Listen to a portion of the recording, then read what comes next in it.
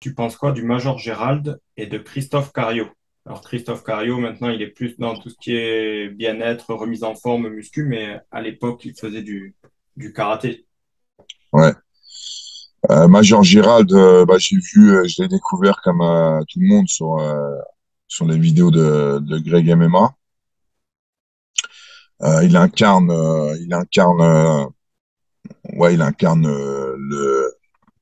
le Midas, quoi, l'instructeur de l'armée avec. Pour moi, c'est une caricature, quoi.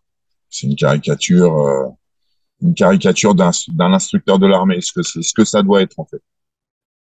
Donc, moi qui a été élevé par les films de guerre, Apocalypse Now, toute la clique là, et le film avec Clint Eastwood là où il est justement instructeur dans l'armée là. Ouais, voilà, il coche toutes les cases de ces personnages-là. Donc c'est un personnage de film en fait. C'est un personnage de film. Donc c'est marrant de voir des vidéos avec ce genre de personnage en se disant c'est un vrai mec dans la vraie vie quoi, tu vois, parce que il fait complètement personnage de film.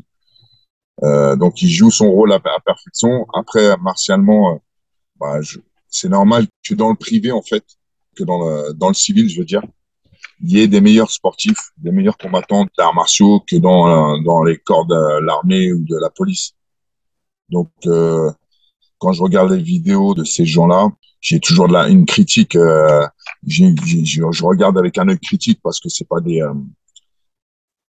techniquement, c'est pas ce qu'il y a de mieux. Après, en même temps, quand tu es dans l'armée, t'es pas supposé être champion du monde de boxe ou champion du monde de MMA, mais voilà. Donc j'aime bien regarder pour l'aspect personnage de film.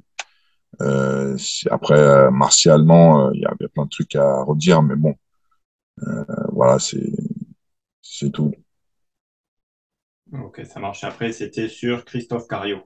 Ah ouais, Christophe Cario, bah je l'ai connu à l'époque où il faisait un karaté Bushido sur deux et qu'il incarnait le karaté artistique ou le karaté ouais ouais artistique voilà, et puis après il a été vers je crois qu'il a commencé à faire de plus en plus de la partie physique dans le karaté Bushido à une époque, les exercices qu'il fallait faire et tout ça.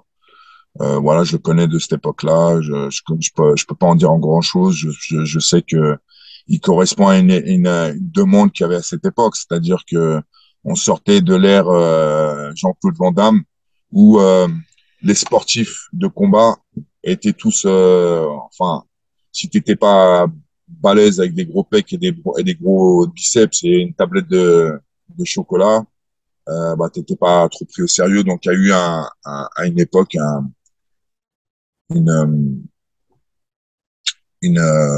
comment dirais-je, un intérêt pour la muscu en même temps que tu faisais des sports de combat et des arts martiaux. Il y a eu cette époque-là où les mecs, il fallait qu'ils soient tous balèzes et beaux en même temps qu'ils soient tous forts en combat. Et je pense qu'il correspond à cette époque-là. Je pense on a passé ça maintenant. Les combattants en tout cas de MMA, s'ils font de la muscu, c'est une muscu spécifique qui leur sert à être plus forts dans leur sport. On cherche plus à être balèze comme à une certaine époque.